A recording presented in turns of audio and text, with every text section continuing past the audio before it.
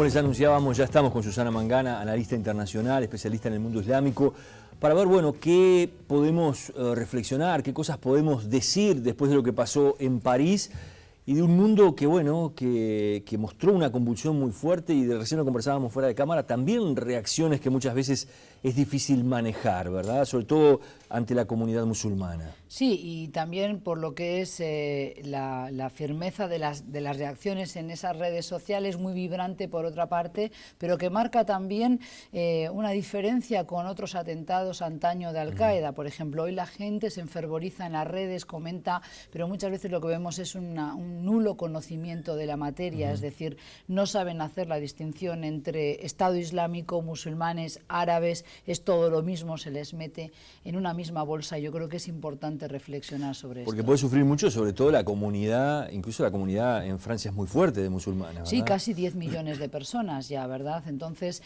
lo primero que me vino en mente cuando ocurrieron los atentados es qué poco han pensado estas personas, que nunca lo piensan los terroristas, que hoy llamamos yihadistas, pero que ante todo son eso, terroristas, José, qué poco han pensado en el día después, ¿no? En cómo dejan parada a esa comunidad de musulmanes que en tanto dicen defender, pero que hoy muchos de ellos tendrán miedo a la represalia, si no es hoy, dentro de unos meses, pero también a lo que puede ser un nuevo brote de islamofobia o por lo menos de discursos que inciten al odio, al racismo hacia el colectivo musulmán. Incluso son muchos de quienes atentaron y que están siendo buscados, gente que nació en Europa. Sí, y bueno, y esto es otra reflexión que en mi caso particular vengo llamando la atención hace ya tiempo, de que no tenemos que poner el foco solo en Oriente Medio, es decir, el epicentro de los conflictos hoy puede ser Irak, puede ser Siria, pero hace ya, por lo menos yo diría que 2 o 3 décadas, diría que ha habido una desterritorialización del Islam, es decir, tenemos presencia muy fuerte de comunidades musulmanas en todo Occidente, pero sobre todo en Europa, 3,5 millones, por ejemplo, en Alemania, sin que esto signifique simplificar las cosas y estigmatizar, por favor. Es decir, la inmensa mayoría de musulmanes profesan su fe de manera tranquila y pacífica, pero también es verdad que tenemos que encontrar las raíces profundas de ese desapego de la sociedad europea, de esa frustración con el modo de vida en Occidente, que ha lanzado a estas personas finalmente a los brazos del Estado Islámico hoy, como antaño, por ejemplo, de Al-Qaeda, aunque hay una diferencia y algunos matices que merece la pena explorar. Si tuvieras que en pocas líneas decirle a la gente, explicarle a un uruguayo medio, bueno, ¿qué es el Estado Islámico? Se habla mucho del Estado Islámico, que está detrás de los atentados, que muestra cosas de una barbarie prácticamente sin comparación, ¿no? Pero de una manera sencilla, yo lo que diría es pocos sabemos lo que realmente es, porque no tenemos todos los elementos. Lo que intuimos es que ha sido una agrupación de personas que tienen un espíritu violento, de personas que son ya mercenarios porque cobran un sueldo, que fueron puestos en territorio de Irak, pero después en Siria, para desestabilizar esos dos países, pero principalmente tras lo que fue el inicio de la guerra civil en Siria en el 2011, para poder hacer algún tipo de intento de derrocar vía terceros. ¿Puestos por quién? Puestos, iba a decir, es una tercerización de países en la región, por ejemplo Arabia Saudí, Qatar, pero también otros servicios de inteligencia europeos, pero también allí ha habido injerencia de todos los países, como sigue habiendo hoy, por ejemplo Rusia, claramente apoyando al régimen de Bashar al-Assad, que también ha tercerizado su seguridad y su defensa en manos de Rusia, de Hezbollah, una milicia armada y un partido político del Líbano, que son chiíes y que están siendo apoyados y financiados por Irán. Esas tres patas, José, sostienen al régimen de Bashar al-Assad. Pero ¿qué es hoy el Estado Islámico? Es una agrupación terrorista que está construyendo ya un protoestado, porque tiene territorio a su merced, 40.000 kilómetros cuadrados. Parte de Siria. Parte de Siria y de Irak. Tiene una población a la que somete al terror, pero también a la que le impone unas duras reglas de vida, podríamos decir, de acuerdo a la Sharia, tal cual ellos la interpretan, no como ha de ser interpretada, eso hay que aclararlo, y también porque les cobra extorsión, impuestos, un pago, una tasa de protección, es decir, recaudan dinero por distintas vías.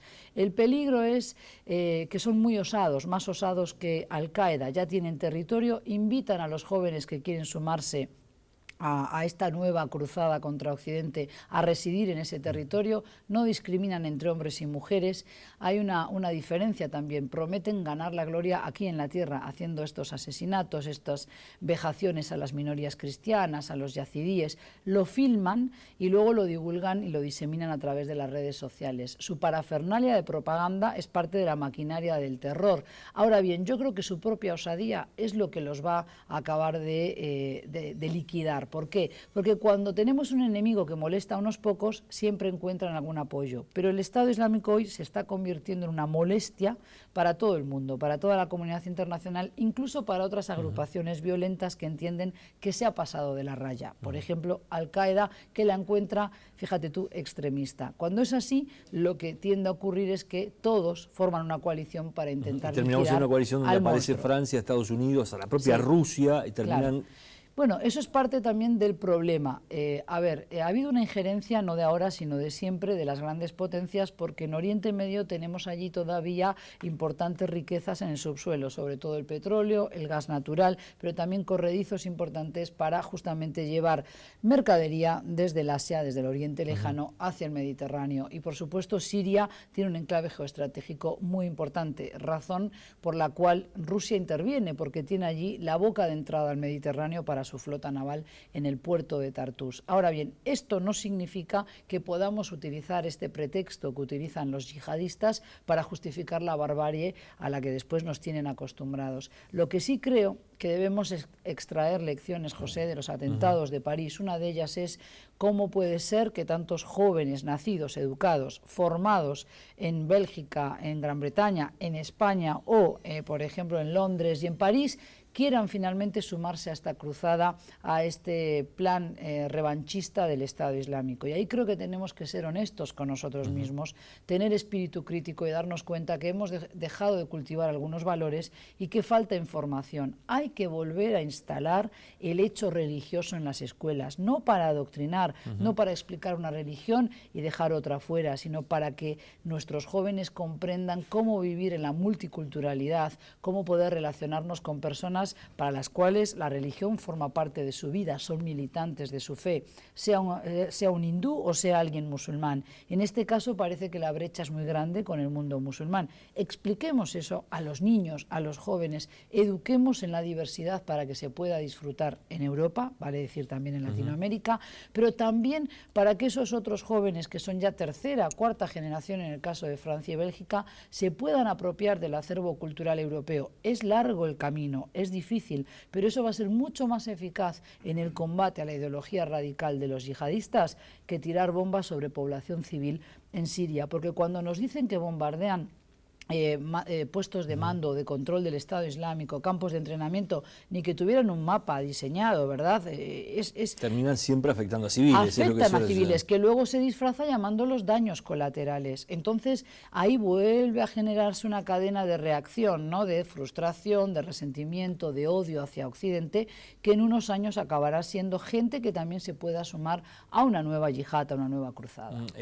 ¿Se puede creer en esto que dice el presidente de Francia? ¿Vamos a terminar con el Estado Islámico? ¿Es posible eso? ¿Están dadas las condiciones? Y yo pregunto, ¿se termina con el Estado Islámico, como se nos dijo que se terminaba con Al-Qaeda, y surge un nuevo brote de violencia islamista? ¿Por qué? Porque no estamos limpiando los factores, las causas donde germinan después este tipo de enajenados, de alienados de su sociedad. Vuelvo a decir, el problema no es solo del Islam, también es de Occidente. Evidentemente que hay que trabajar con teólogos del mundo musulmán, hay que depurar responsabilidades. Estados Unidos tendrá que enfrentarse a la cruda realidad de que Arabia Saudí ha cobijado, ha financiado y ha diseminado ideología wahabí, que es muy rigurosa y muy extremista, que ha dado alas a una plétora de organizaciones, por ejemplo en África, que hoy son violentas y que han empuñado las armas en contra de Occidente, y dejar de contarnos que es su aliado, porque esto no es real. Entonces yo creo que ahí lo que falta es más honestidad, menos hipocresía de parte de las potencias en Occidente.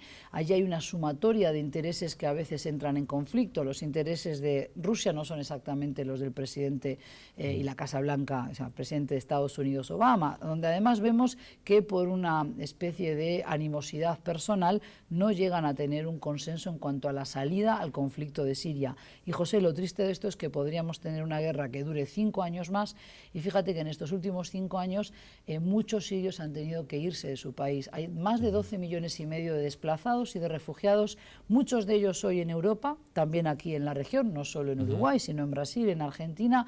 Y a ver, a mí lo que me preocupa es qué vamos a hacer con esos refugiados. ¿Vamos a clasificarlos como potenciales terroristas? Yo creo que tenemos que entender que en el siglo XXI las migraciones existen, que las personas quieren salir adelante, que si hay una situación de hambruna en África o de guerra, por ejemplo, conflicto armado en Oriente Medio, tienen derecho a buscar vida, una mejor vida, al menos más tranquila, en otro lugar, pero hay que combatir a la ideología radical en distintas dimensiones y planos, no solo en el militar.